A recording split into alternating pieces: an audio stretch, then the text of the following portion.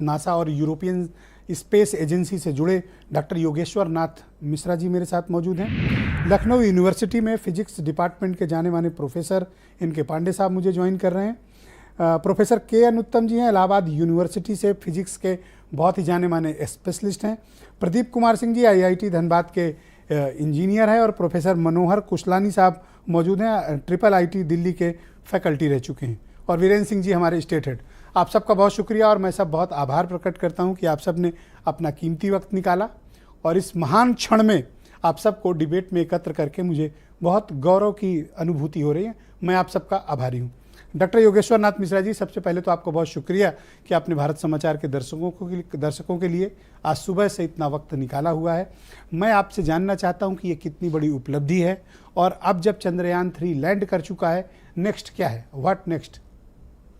जी बहुत बहुत धन्यवाद आप सभी का। और सबने बहुत ही जोश और हर्षोल्लास से इसको एक पर्व की तरह मनाया है। चंद्रयान 3 जो है ये बहुत बड़ी उपलब्धि है हमारे देश के लिए। आपने पहले ही बताया कि किस तरह से हमारे वैज्ञानिकों ने, हमारे जो भी इंजीनियर्स हैं वहाँ पे इसरो में काम कर रहे हैं, सब ने इतना ज़्यादा एफर्ट किया, इतने साल की मेहनत है। इसकी वजह से हम ये कहते हैं ना कि जो चीज़ नामुमकिन टाइप की थी या नामुमकिन सी थी उसको कर पाए हैं। तो बहुत बहुत बधाई सभी को, जितने भी भारतवासी हैं सभी को बधाई।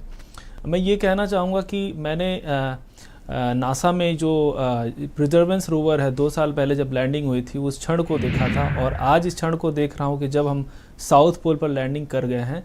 और ये बहुत बड़ी उपलब्धि है भारत के लिए कि भारत ने सबको प्रूव किया है कि देखिए हम कम संसाधन में भी इतना बड़ा काम कर सकते हैं। अब जहाँ तक आपने पूछा कि इसके बाद क्या होगा, तो इसके बाद यही होने वाला है कि जो लैंडर है और रोवर है, जो उसका काम है, मेन काम अभी शुरू हुआ है। लैंडिंग, सॉफ्ट लैंडिंग हो गई। अब ये होगा कि जो लैंडर है उसमें 3 इंस्ट्रूमेंट जो मेन लगे हुए हैं वो डिप्लॉय किए जाएंगे। रोवर जो है वो जाएगा सतह पे। और ये रोवर कितने वक्त के बाद काम करना शुरू कर देगा अब जब लैंड कर चुका है? जी, तो जैसे लैंडिंग जब होती है तो क्योंकि उसमें थ्रस्टर लगे हुए हैं तो धूल बहुत सारी उड़ी होगी।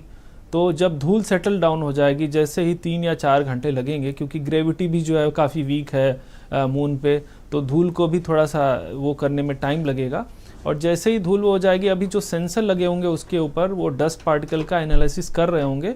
और उसके बाद मैं ये कह सकता हूँ कि 3 से 4 घंटा लगेगा, मतलब जब लैंडिंग हुई है उसके बाद वो कोशिश करेंगे कि रोवर को तुरंत उतारा जाए और इन सितु मेजरमेंट किया जाए। जैसे ही रोवर बाहर आएगा जी, सबसे पहले उसकी क्या प्रक्रिया होगी और वो क्या क्या एक्सप्लोरेशन का काम चंद्रमा पर करेगा? जी, तो जब रोवर बाहर आएगा तो पहली चीज़ उसमें जो कैमरा लगा हुआ है वो कैमरा बेसिकली उससे इमेज जो है वो इमेज लेगा, सतह की इमेज लेगा और वो लैंडर को भेजेगा। और लैंडर उसके बाद जो हमारा इसरो का सेंटर है वहाँ उसको भेजेगा प्रपल्जन मॉड्यूल का यूज़ करके एज अ रिले सैटेलाइट।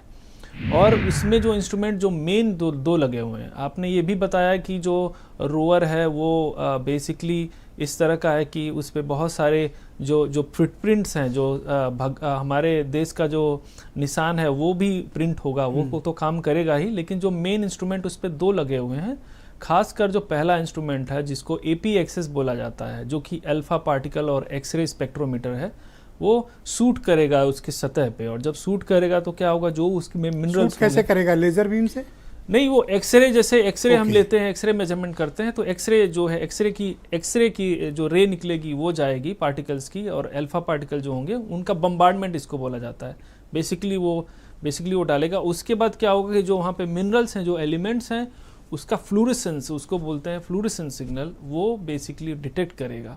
और जब डिटेक्ट करेगा तो उसमें जैसे कि आयरन हो गया, उस सतह में आयरन कितना है, वहाँ पे कैल्शियम कितना है, मैग्नीशियम कितना है, एल्यूमिनियम कितना है, ये सारे एलिमेंटल कंपोजिशन जो है उसको पता चलेगा। सबसे अत्यधिक महत्वपूर्ण होगा कि वाटर मॉलिक्यूल्स की संभावनाओं की जांच करना। जी, मैं उस पर भी आ रहा हूँ, वाटर मॉलिक्यूल पे भी आ रहा हूँ। दूसरा जो इंस्ट्रूमेंट है जो कि लिप्स बोलते हैं, लेजर इंड्यूस ब्रेकडाउन स्पेक्ट्रोस्कोपी। तो लेजर इंड्यूस का मतलब है लेजर के द्वारा इंड्यूस किया हुआ, जिसको लेजर इंड्यूस कर रहा है।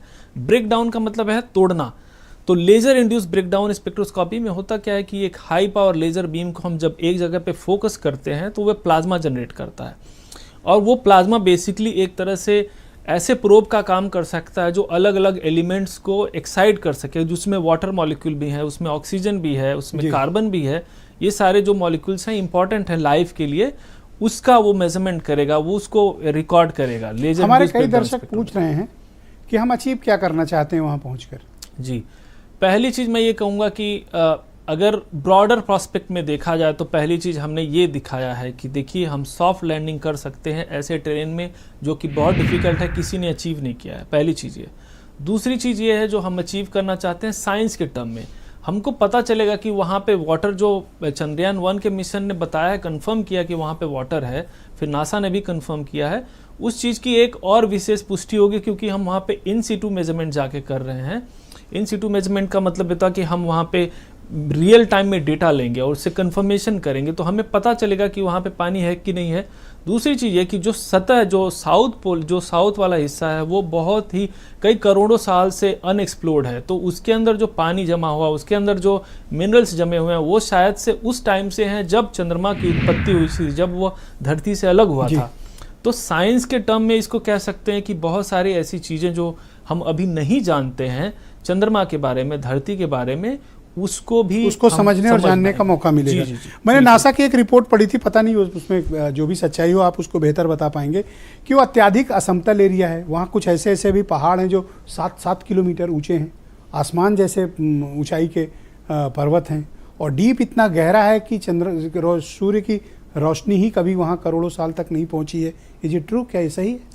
जी बिल्कुल, मैं कह सकता हूँ कि वहाँ पे बहुत बड़ी ऊंचे ऊंचे पहाड़ हैं और बहुत ही गहरी, उसको क्रेटर्स बोलते हैं, वो हैं, और इसी वजह से कहा जा सकता है कि वहाँ पे ये जो पानी है, चाहे और भी मिनरल्स हैं, वो कई करोड़ों साल से ट्रैप हैं, और ये भी हो सकता है कि अगर पानी मिलता है तो जीवन के अवशेष वहाँ पे मिल सकते हैं। वहाँ पे हो सकता है कि कोई ऐसा बैक्टीरिया हो जो कई साल से वहाँ पे रह रहा हो, और वहाँ पे टेम्परेचर नहीं होने की वजह से शायद वो इनएक्टिव हो। वहाँ टेम्परेचर कितना रहता है नॉर्मली? मुझे लगता है कि टेम्परेचर वहाँ पे 100 डिग्री सी से नीचे ही रहता है, मोस्ट प्रोबेबली -70 से लेके -200 तक जाता है ये। और क्या वहाँ पर कोई एटमॉस्फेयर है?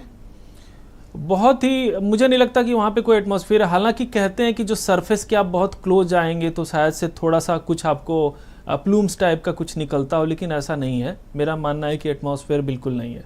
क्या इसरो रियल टाइम इंफॉर्मेशन साझा करेगा या फिर ये गोपनीय जानकारी होगी वहाँ से जो आएगी? मुझे लगता है कि जो भी साइंस अभी इसरो करना चाहता है, ये एक तरह से ट्रेजर है पूरे दुनिया के लिए, पूरे सबके लिए। तो इस डेटा को मुझे लगता है कि एक्सेस किया जाएगा, ओपन एक्सेस रखा जाएगा, ताकि और भी लोग इस डेटा को एनालाइज कर सकें।